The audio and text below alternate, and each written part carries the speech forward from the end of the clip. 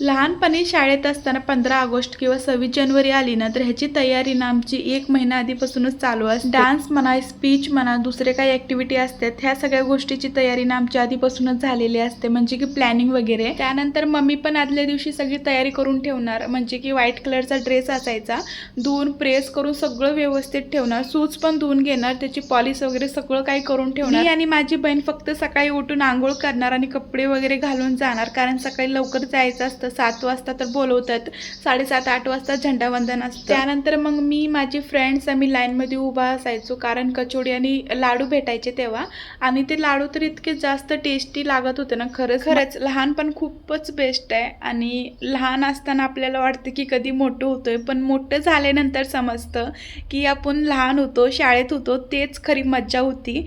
आणि त्यानंतर आमच्या बिल्डिंगमध्ये पण झेंडावंदन होतं, सो आम्ही तिथं गेलो होतो आणि तिथं पण खूप एन्जॉय केलं.